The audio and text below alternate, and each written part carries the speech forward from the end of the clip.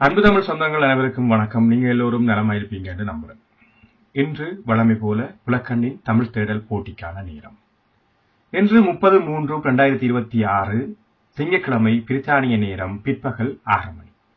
புலக்கண்ணின் தமிழ் தேடல் போட்டிக்கான கேள்விக்கு செல்வதற்கு முதல் கேள்விக்கான விதிமுறைகளை ஒரு முறை உங்களுக்கு ஞாபகப்படுத்தி விடுகிறேன்.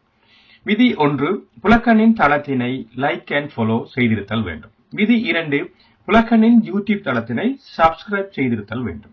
விதி 3, இந்த கேள்வியை சுமந்து வருகின்ற இந்த காணொளியினை உங்கள் பேஸ்புக்கில் உள்ள 10 நண்பர்களை டாக் செய்து அவர்களுடன் பகிர்ந்திருத்தல் வேண்டும்.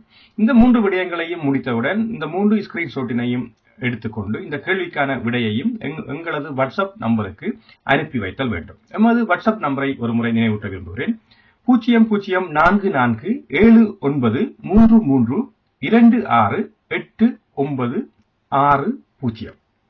இந்த நம்பருக்கு விடையினையும் இந்த 3 ஸ்கிரீன்ஷாட்டினையும் அனுப்பி வையுங்கள். இப்பொழுது தமிழ் தேடல் போட்டிக்கான கேள்விக்கு செல்வோம்.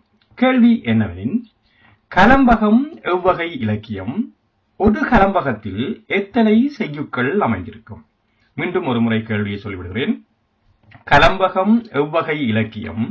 ஒரு கலம்பகத்தில் எத்தனை செய்யுட்கள் அமைந்திருக்கும்? இந்த கேள்விக்கான விடைகள் உங்களுக்கு தெரிந்திருந்தால் விடையினையும் 3 ஸ்கிரீன்ஷாட்டினையும் நமது வாட்ஸ்அப் இலக்கத்துக்கு அனுப்பி வைப்பதனூடாக நீங்களும் வெற்றியாளராக மாறும் வாய்ப்பினை பெற்றுக் கொள்ளுங்கள். மீண்டும் ஒரு கேள்வியோடு உங்களை சந்திக்கும் வரை அன்பு வணக்கம் கூறி விடைபெறுகின்றேன். என்றும் உங்கள் SK சதீஷ். நன்றி.